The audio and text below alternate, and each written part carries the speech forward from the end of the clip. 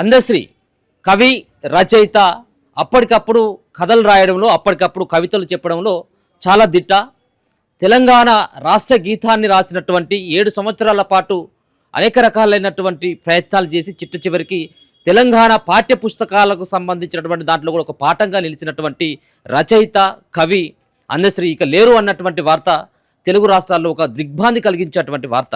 So Andasri అనగానే అందరికీ గుర్తొచ్చేది ప్రముఖమైనటువంటి కవి, రచయిత అంటూ మరో పక్కన మొన్న ప్రకటించినటువంటి ₹1,00,00,000 సంబంధించినటువంటి నగదు ప్రోత్సాహం తెలంగాణ రాష్ట్ర సర్కార్.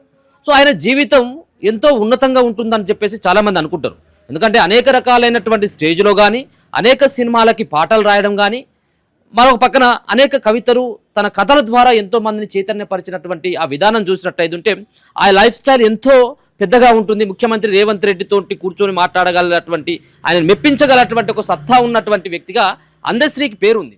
కానీ ఆయన జీవితంలో ఆయన సంబంధించినటువంటి ఆయన యొక్క చరిత్ర అంతా కూడా పాఠ్య పుస్తకాల్లో ఒక చరిత్రగా మిగిలిపోతుంది. కానీ ఆ చరిత్ర పేజీలో ఉన్నటువంటి అవన్నీ కూడా చూసినట్టయితే చరిత్ర పేజీలో ఇటువంటివి కూడా ఉండాలి. ఆయనకు సంబంధించినటువంటి అనుభవించినటువంటి జీవితం కావచ్చు, ఆయన ఉంటున్నటువంటి ఇల్లు కావచ్చు, ఇవి కూడా చరిత్ర పేజీలో ఉండాలి. ఇప్పుడు చూస్తూ ఉన్నదే అందశ్రీ ఇల్లు. మేడలు, మిద్దెలు, ఏదో పెద్ద పెద్ద అద్దాల మేడలు కనబడట్లే ఇక్కడ. లాస్ట్కు చివరికి అందశ్రీ ఒక మాట చెప్పినట.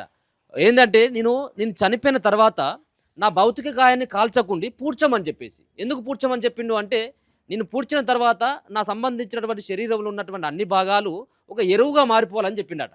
సో ఎంత గొప్ప మాట చెప్పిండు చూడండి. సో అటువంటి వ్యక్తికి సంబంధించినటువంటి ఇల్లు ఇది.